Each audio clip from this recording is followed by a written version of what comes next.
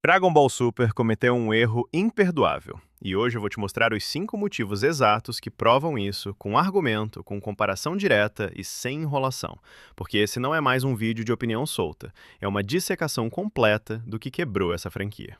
Primeiro motivo, e talvez o mais doloroso para quem cresceu vendo Z, a regressão na caracterização do Goku.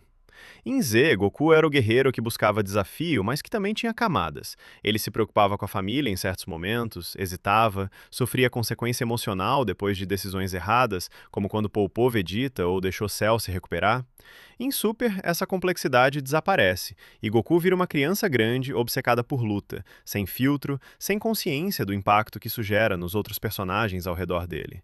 A cena em que ele esquece o próprio aniversário do filho para treinar não é engraçada, é a prova em tela de que o roteiro trocou personagem por caricatura. E o problema não é ele gostar de lutar, isso sempre existiu.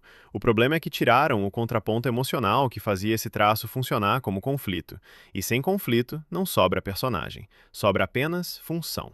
Segundo motivo, direto ligado ao primeiro: reaproveitamento de material em vez de construção original. Frieza volta pela terceira vez como ameaça central, Brawls é reintroduzido para ocupar espaço que deveria ser de vilão novo, e até dentro do próprio Torneio do Poder, a resolução de conflitos internos entre universos usa a mesma fórmula do Torneio de Artes Marciais clássico, só que em escala maior e sem profundidade equivalente. Isso não é homenagem, isso é economia de criatividade disfarçada de fanservice. Um roteiro profissional cria a ameaça nova que expande o universo, não recicla a ameaça antiga só porque já tem reconhecimento de marca garantido.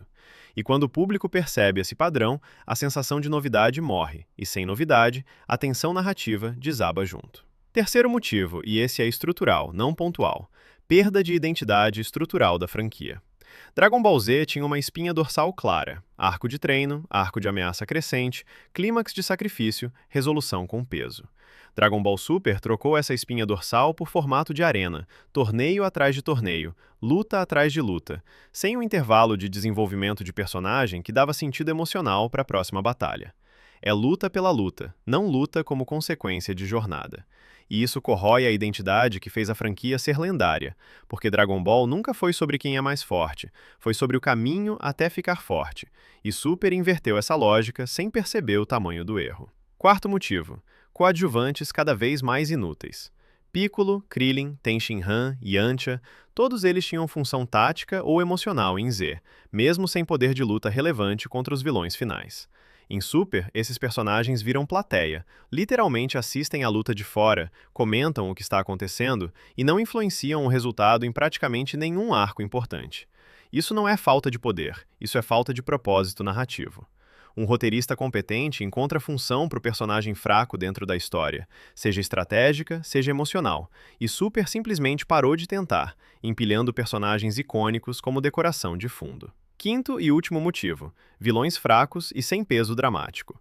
Um vilão só funciona quando ele representa a ameaça real ou ideia que desafia o protagonista moralmente. Jiren tenta ser isso, mas o roteiro não constrói motivação suficiente até tarde demais no arco, e quando a motivação chega, já perdeu o impacto porque o público já formou opinião. Moro é apresentado como uma ameaça cósmica, mas resolvido de forma apressada, sem o tempo de tela necessário para gerar medo genuíno. Compare isso com Cell, que teve arco inteiro de evolução, manipulação psicológica, ameaça crescente episódio após episódio. A diferença de peso dramático é gritante, e é justamente essa diferença que separa um vilão memorável de um vilão esquecível. Some esses 5 pontos: a regressão do protagonista, a reciclagem disfarçada de homenagem, a perda de estrutura narrativa, os coadjuvantes decorativos e os vilões rasos, e você entende exatamente por que Dragon Ball Super afasta quem mais amava essa franquia. Não é nostalgia cega, é análise de roteiro, e roteiro fraco tem consequência, mesmo quando a animação está bonita na tela.